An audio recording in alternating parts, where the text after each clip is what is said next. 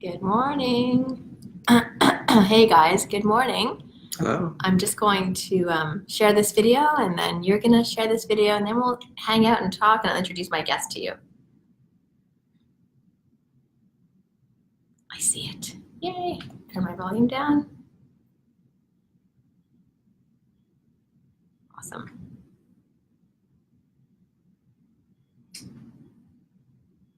Share. Right post. One more share. Copy link. Perfect.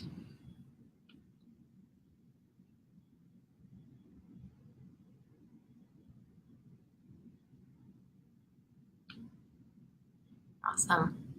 Hey, my mom's here. Hey, Mom. Always a joiner. Let me just share this and then we'll hang out and I'll check in with you guys. It's been too long. All right. So welcome. Good morning. This is Live with Leanne. That's our new name. Live with Leanne. Oh, cool. Yeah, I decided, I branded it. I have good morning from my mom. Thanks, Mom. So welcome to Live with Leanne. I am Leanne Matthews, and yeah, welcome back. We've been away from live for 2 months now, so this is fun to be back. All of July and all of August, we were not doing this, so I'm really happy to be back. As you can see, we're in a new location, so I hope you guys are okay with this new set. We're sort of in transition in the St. Office, so this could be a really fun space to use here in the chapel of Fulford Hall. So we're live from downtown Montreal on this perfect morning, and hope you guys had a great Labor Day weekend. So without further ado, I would like to introduce my guest to you. Welcome to Steve Rogers. Thanks for hanging out. You're just in time for me to introduce my guest this morning. So this is my friend Edward Yankie. So welcome, Edward. Edward and I met not too long ago, I guess in the spring of 2018. We met at a cathedral meeting. And yeah, I just thought it'd be really fun to have him. And welcome to Benoit and Sean. So Edward Yankie's kind of a celebrity. It's just so not true. No, for real. He actually is. This is the first time that we actually have somebody who's a legit celebrity. So when Ardith gets a chance, she will be shooting Edward's bio or link into the comments because there's a lot to be said for Edward. Let me see if I can do him a little bit of an introduction, but it's not as great as if you Google Edward, you'll be super impressed. So he's an actor, you guys. He's a full-blown actor. Full-blown, and he's been featured in major movies that you'd see in the theater, movies such as Punisher Warzone. Where I played a priest. You play a priest, you guys. How appropriate. I think I have the only non-violent scene in that movie. Really? Yeah. Thank God. A priest would be non-violent. That's appropriate. Okay. I was a man of peace. He's a man of peace. That's appropriate. And also he was in Tales from the Never-Ending Story, right? Back in 2001. Upside Down from 2012. And Immortals Blockbuster. Yeah.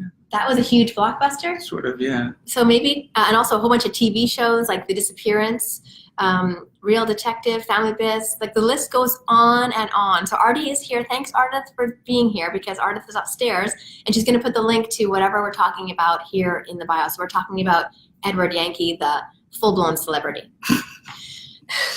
Yes. So tell us about one of the projects that you have worked on that has been, I don't know, memorable for you. I think my favorite, people ask me this, my favorite thing that I think I did was a TV movie called The Stork Derby. The Stork Derby. The Stork Derby, okay. It's based on a true story that actually happened in Canada. This rich guy, when he died, he put a provision in his will that he would give a lot of money to the woman who could give birth to the most babies in a certain period of time. Oh my gosh. It really happened. Wow. And so all of these poor people were competing for that money by trying to, for him it was a sick joke because he was just an evil guy. Right. It would be funny to have a lot of poor people put out a lot of babies. Right. So it was just kind of sick. And it happened in the 1930s. And I just thought it was such an interesting story, and I think it was such a well-made movie for TV. Okay, so really you guys, you have to see The Stork Derby. I don't even know. The Stork Derby. Okay, well, it's out there somewhere. Yeah, I'm sure YouTube has everything. Yeah. That'd be interesting. So if you want to see Edward Yankie, the celebrity, If you want to see him in an acting role, there are many, many, many, which you will see. So I already put the link. Thanks for that, Arda. That's awesome. So don't check out Edward now. Of course, hang out with us. We have a lot of cool stuff to talk about. We are here live in downtown Montreal talking with Edward Yankie, and we don't want you to go anywhere because we've got lots of cool stuff to talk about. So really, basically, I just wanted to say thank you for being here, and that we're privileged that you are part of the Anglican Diocese of Montreal, and we're privileged that you're sharing your gifts with us. It's always a pleasure to talk with you, period. So I'm enjoying it. Yeah. Edward and I have had a chance to hang out a few times and have a couple of coffees and get to know each other, which has been really, really fun. So also, another way that we have connected this summer was that you were a reader at the Pride Mass. Yeah. And the Pride Mass was, of course, a really exciting, wonderful Mass here at the Christchurch Cathedral, which was an LGBTQ Mass dedicated to LGBTQ community. Thanks for the heart, Karen. Karen was there. I met Karen actually here on the Facebook Live, so it was really fun to connect in person this summer. So Edward read, and I just want to say quickly that when you did read, because Edward's an actor, a famous actor, and when you read, it was quite memorable. It was quite noteworthy. It was like, oh my gosh, you could just tell that you are extremely comfortable in that role, and you really brought the words to life. So thank you. So yeah, thank you for sharing your talents with the cathedral and with the Anglican Diocese of Montreal, and for hanging out with us this morning.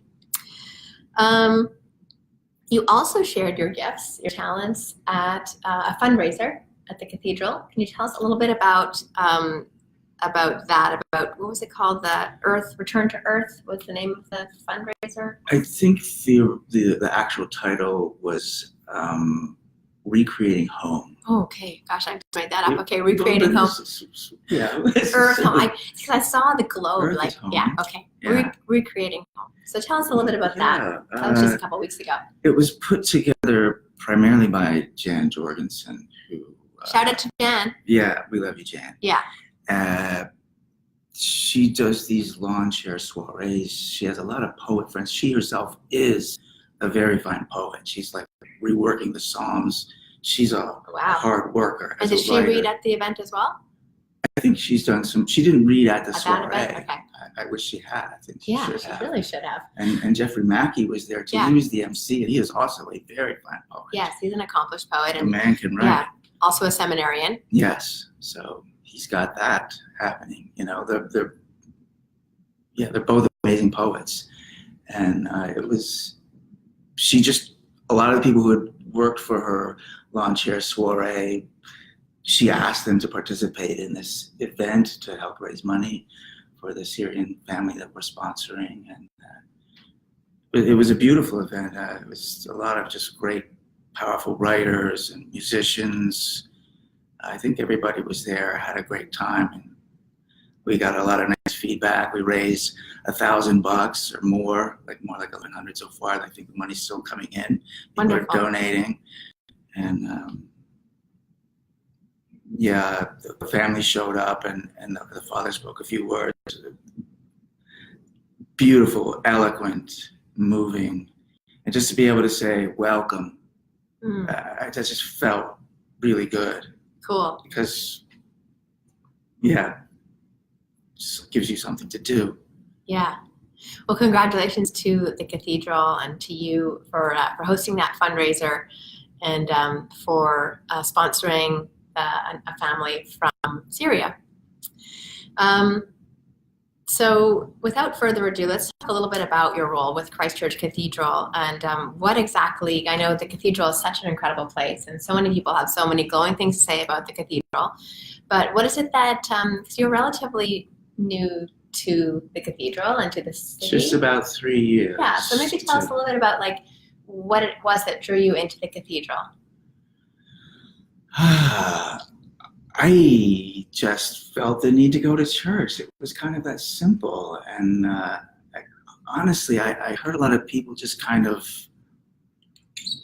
being anti-religious in a way that really literally drove me to church. Wow. It sounds borderline perverse, rebel. but yeah, I was just like, no, enough of this.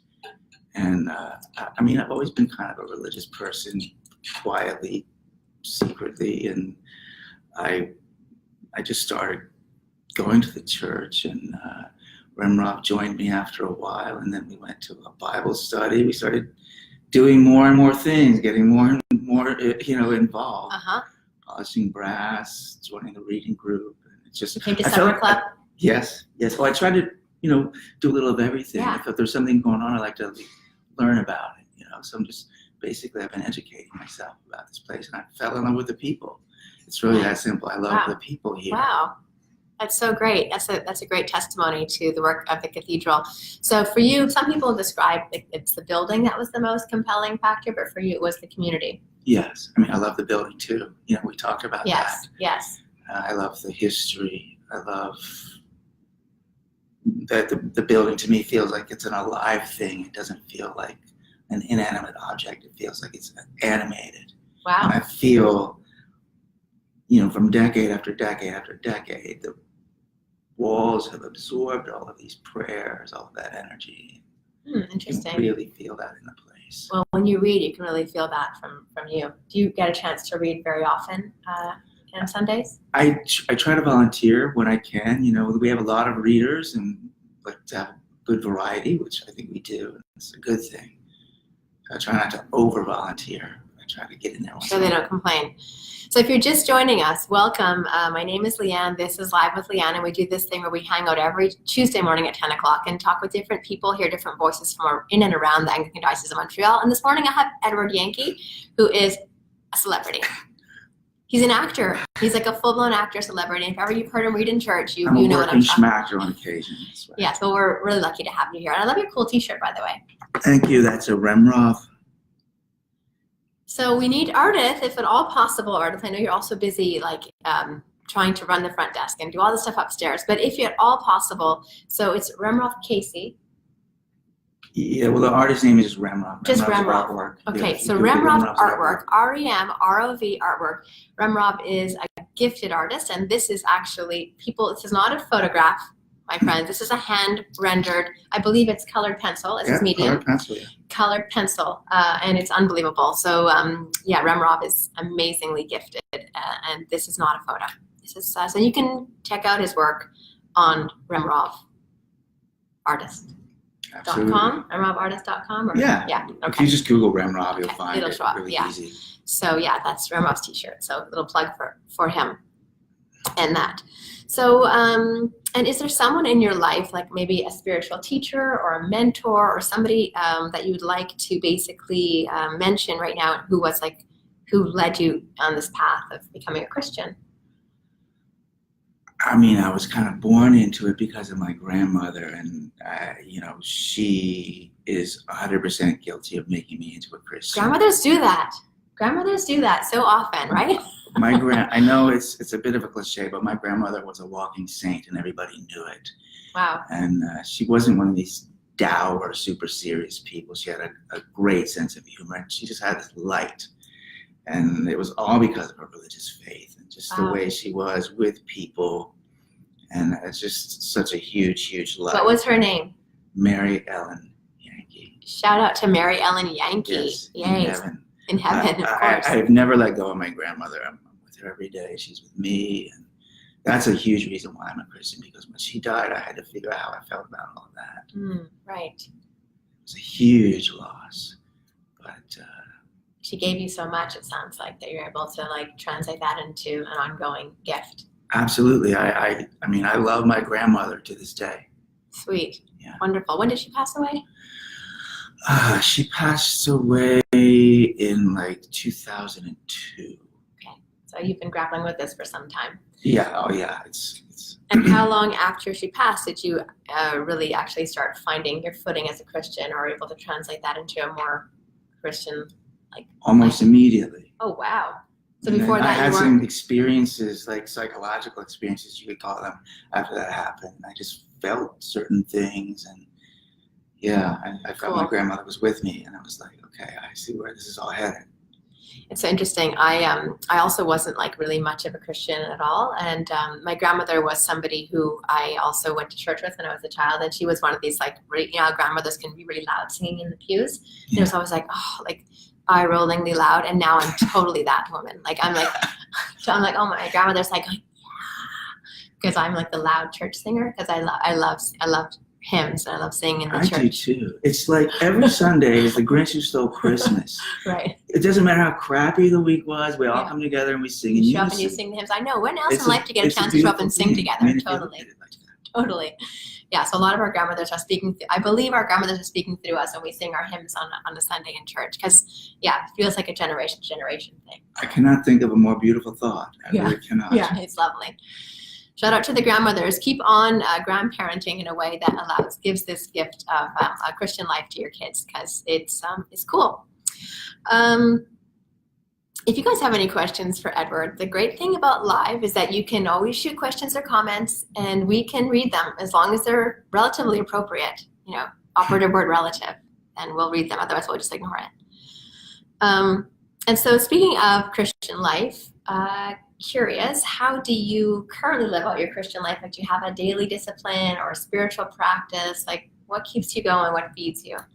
I do pray. I don't normally talk about it, but since we're having this thing, and you and I talk religion, yes, it's easy to talk to you. Thank you. But you have to have your morning routine, your evening routine. You have to have your prayers, and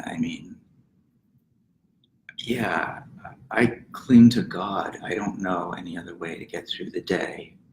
It could be viewed as a crutch, but more accurately as a wheelchair. Because I have no other way to deal with what's happening in the world at large, with my own life. So how do you cling to God? What process do you use? Is that through prayer or meditation or? All of that. Yeah. I like to read spiritual books and try different things. I always go back to my same rituals and routines, Like I told you before, I'm not a huge jazz riffer when it comes to prayer. I'm more like a Catholic with his rosary beads. Right. And I have to be pretty desperate. Do you actually desperate. have rosary beads? No. They have Anglican ones. I bet they do, yeah. Yeah, maybe I want to get one of those. Maybe. I always think it's so great. Like in Islam, they actually get to do physical prayer daily, and it's sort of a cultural reality. Like there's bells and there's movement. It's sort of too bad that as Anglicans we don't have sort of more of that type of physical. I know there's people do use sometimes yoga as a way of expressing their sense of Christianity or the sense of the divine, but it's pretty still what we do as Anglicans when we pray. It's pretty still. Sometimes movement is a great way to get that connection revved up. Do you do a combo? I know you do yoga and you teach yoga to kids. You do a combo of Christianity and yoga? Definitely my yoga practice has a sense of divine connection in it. Yeah. But yoga can be a really deeply spiritual practice, and so for me it's not I don't look at yoga as exercise. Right. I look at it as spiritual movement. I think that's more appropriate for actual yoga. Yeah. Yeah. A lot of people but some people just love exercise, but I always feel a part of me is if you're doing yoga, whether you like it or not, you're probably going to have some type of, because it's such a ground, even just your, this gesture is prayer, it's prayer hands, right? So whether you like it or not, when you're doing these prayer hands, I feel like you're beckoning that connection, or you're welcoming God in that way. Yeah. But some people might be when I teach it in schools, I obviously can't talk about what this means, but as soon as you do this, it's so rooting. Yeah. In some traditions, it's really important, the posture, the spine, the breath, a little bit less emphasized in Christianity. But there are bits, whenever they say, lift up your heart, we listen to the Lord, I'm always whoa, I just do this thing where I feel my heart opening, and that, there's not a lot of these opportunities in church, except for the standing and the sitting and the kneeling, but most people don't even kneel anymore. But the movement for me is really important to. I like the standing, the sitting, and the kneeling, and all of that. Yeah. Because it can be really all that sitting is just not good anyway. So No. You have to mix it up. Right. I wanted to know about because I know you're really involved with the cathedral. You're a deputy warden right now. So when will you become warden? I don't know that I ever will. Right now I'm just getting through the first year as a deputy warden, and I'm learning how to learn. Yeah. And I'm seeing what goes on behind the scenes, and it's fascinating, and it's inspiring. It takes a community, it takes a village to run this place. Yes, the cathedral is an incredible place. When we first met at that meeting, when Bertrand, when I'm not allowed to call him Bertrand, when the dean, Dean Bertrand, is that better? Is that what we call him? I don't know. We all call him Bertrand. Yeah, exactly. Okay, when Bertrand, when he came and invited everyone, and we got a chance to go around the room and listen to all of the incredible ministries that are going on at the cathedral. It's like jeepers creepers. There's so much great stuff going on there. So being a warden would be rather daunting, because I know there's a lot of bits and pieces and moving parts. But yeah, shout out to the cathedral in all the ways. Think of how daunting it must be to be the dean. Holy cow! I know. I know. It's just over 5 months here. Yeah, and he's doing such an incredible job with that. But yeah, so you're still kind of in the interim stage where you're like learning and figuring it out. And you also have other projects and fish frying at the cathedral. Do you want to talk a little bit about some of your other works? Well, one of the things that's happening soon is a plastic-free picnic. Hashtag plastic-free picnic. We're aspiring to be plastic-free, yes. But if you have to use plastic, don't let that stop you from coming to the picnic. But it's sponsored by SJAG, that's Environmental Social Justice Action Group. So where I get thrown off with this S thing is I keep thinking it's letter S, but it's ES. It used to be. It ES. used to be. See, it used to be just SJAG, okay. Social Justice Action Group. But recently, we threw in the E, and we thought, let's pronounce it the same. Okay, right. SJAG. Okay. But it's spelled with the E, and it stands for the environment, because we're really trying to highlight the relationship between environmental and ecological issues, and green issues, and social justice, because they overlap, especially in our time, and more that's simply going to be the case. And every month we have some kind of event planned that we're highlighting different things. And this Sunday, I think it's right after church,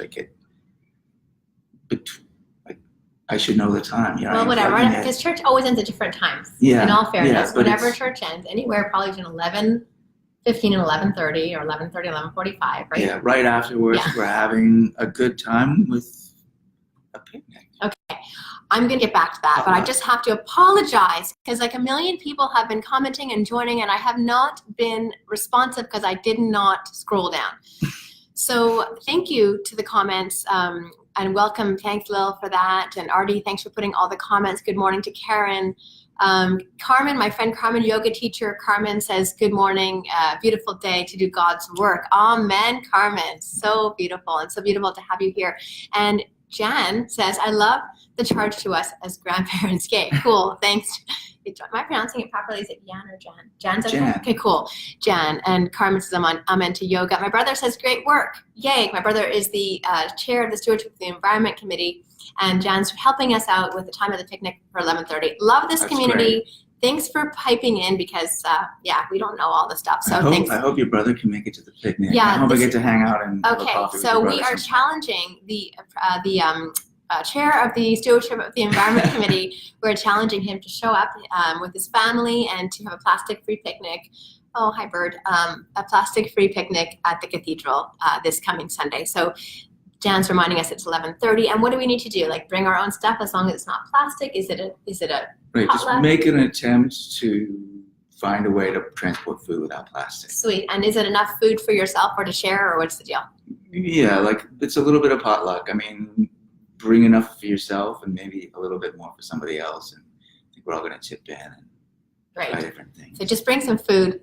There will be food, and bring more food, and just come and hang out, fellowship, and chill with the friends from the cathedral. Because, why not? Better question, why not? It's a picnic. And where will you guys actually be doing? I know there's some construction going on. So what's the... I think it's here and maybe if Jan's listening, Jan can help us out, but it's right here in the courtyard. Is it Okay, not? sweet. So. Great. So we have the fountain. Yeah, right where we're looking at. I mean, the view where we're sitting is so much better than the view looking this way. The lighting is just crap if we do it the other way. Then it'll just be like too dim. But we do have a beautiful view all the time. We're seeing the cathedral. We're seeing the courtyard with the beautiful pigeons and the fountain. Admiring the pigeons, talking about pigeon artists that we love. Mother pigeon. Hashtag mother pigeon. Anyways, so that's happening at the cathedral. SJAG picnic, upcoming events. Okay, great. I want to just quickly, before I move on to one other thing, I want to make sure that you guys have, of course, read from cover to cover the Anglican Montreal this September issue. Nikki Hronjak is our talented editor, and she has once again created a beautiful paper for us filled with interesting stories and news and views. And I got tons of great feedback on this piece. I'm pointing this piece. I wrote this piece about youth ministry, and it was actually really surprising. And I was happy with how many people wrote in my inbox. I read it, and I thought it was really wonderful. Yeah, thank you. It was, most people sort of, don't seem to pay much attention. Maybe it's just the stuff I do, but in general, it's like nobody says anything. And all of a sudden, this was like, quite a lot of great comments. So thanks if you did read it. Thanks for the feedback. Some people said it was a little bit like controversial. I didn't really think so. I think I was just pointing out probably the obvious, that the church is not pouring enough resources into children's and youth ministry. But I mean, I understand that resources are thin. I understand that we have major challenges. This is not to disregard any of that, but just pointing out the obvious, that if we want to sort of stand up to what's going on Sunday mornings outside the church, we need to kind of measure up somewhere. And it's not just the church. I mean, there's a double standard for adults and kids everywhere in our society. Absolutely and the church true. is just Thank kind you. of an offset You're right. of that. I mean, it's certainly not just the church. Yeah, I mean, I'm privileged that I get a chance to work and teach in places that like the kids do come first. So this is also like my bias, that I go to these places where like kids are literally treated really, really lovely. They get organic snacks and everything is clean and everything is really well taken care of. And that's like the lenses through which I see some of my work. And then all of a sudden I go to the church, I'm like, this is not the least bit like comparative, never mind competitive. So yeah, that was it. That was the piece. So thanks for reading the paper. And as always, Nikki welcomes your if you have suggestions for stories, or if you'd like to submit a story, Nikki will take a look at our editor. So I wanted to just ask you, I guess, a parting question, unless anything else comes up in the comments. Thanks for the hearts. Hearts right back. Don't know who's hearting, but we appreciate that. I wanted to ask you, Edward, about your acting career. Like, how is it going right now? Do you have any upcoming projects? What's next for you, Edward Yankie, famous actor? I'm going to crawl away quietly. Well, I'm working on my one-man show. One-man show. Hashtag one-man show. How do we find that? What's the link to that? I don't know. It's Edward, where's your agent? Where's your agent? Your agent's going to be cursing you right now. It's true. Yeah. My agent is thinking about investing in a phone one of these days. No, I love my agent. No, it's the same thing. I did a snippet of it at the soiree. It's basically something I've been working on forever. It's a one-man show of Shakespeare's Richard II. It's called EY's R2. EY's R2? Yeah, 22,000 words, 26 characters, one schmactor. It's crazy, it's stupid, and it's a lot of work, but it gives me and the audience a chance to spend time with somebody we love, William Shakespeare. Awesome. So is it for Shakespeare fans, or can you be like me, not a Shakespeare fan, and still go and get something from this? Some people, it's been their first introduction to Shakespeare, and they really love Shakespeare because of it. So I intend to convert you into being a lover of the bard. Oh, I would love to be. Do you want to know why I don't like Shakespeare? Absolutely. I've already told you, but But it has to do with the language, right? Yeah. I mean, that's why everybody has a hard time with It's like you're reading and you're like, so like the fun thing about reading often is like you get hit with words and they go right into your heart, and you're like, whoa, and it opens you up in ways that you didn't know was possible. When you're reading Shakespeare, you need to have a second text to help you to understand it, to decode it. So it takes me so long to have that, that aha moment, so that it's like it's too much delayed reaction for me. Like when I'm processing art, I like to be just struck with it. So. There are those who think that if you reading a Shakespeare play is a bit like looking at a musical score of Mozart, and it's not the same as listening to the music. So if you listen to the combination of vowels and consonants, the poetry lives, and it will affect you differently. Interesting. I find that it's akin to reading scripture in certain ways as well, because again, there's a number of like texts that I don't understand, and that it's very need to be dense. decoded. It's very archaic. the language is not familiar. Like it's not rolling off my tongue. Shakespeare and the King James Bible happened at the same time.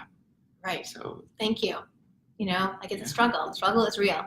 So you're going to convert me into being a Shakespeare lover. That's my goal. All right, guys. Well, it's a challenge. First, we challenged my brother to come to the picnic, And now we're challenging, Edward's challenging me and I'm challenging you to go check out the one-man show. How can we check it out? Like I need right now I'm still fishing for a producer Okay. and figuring out the gig, but I'll let you know and Okay. we can let people know. Okay, because it's going to happen like this year. Or next year. 2019. It's going to happen. For sure. By the end of 2019, yeah. Yeah, it's going to be huge, yeah? For me, it's going to be huge. Yeah. It's going to be huge. I can feel it. It's going to be huge. Cool. Yeah. So Thank you. that we've got to Thank keep, we've got to keep our eye out for the one-man show, and we're all going to become Shakespeare lovers thanks to Edward Yankie. Cool. No doubt. Well. Thank you. I always have a great time talking with you. Yay. And thank you for your friendship and Thank you. your kindness. Thank everything. you. Thank you for sharing your gifts with the Anglican Diocese of Montreal, with Christchurch Cathedral, and with me this morning. We are so lucky and happy to have you on board with us. And you guys, thanks for being part of this online community. Every Tuesday morning at 10, we hang out, we listen to each other, and definitely we have so many fun guests lined up. I've actually lined up a lot of guests all the way into 2019, if you can believe it. So Wow. yeah, I know. I keep some slots open in case like something cool is happening, or in case I might just show up on my own one day, because some people have said they liked to just have And one. you have to leave room for me to interview And you. Edward's because going to that's gonna interview be me. next. That's right. I For forgot. Yes, we're going to make that happen. That was one of the things Edward said to me a while ago. He's like, I want to interview you. So we will make it happen. We'll dedicate one of these Tuesday mornings to that. That'll be fun. Oh, there's more. Look at, I've got to learn to scroll. Look at that.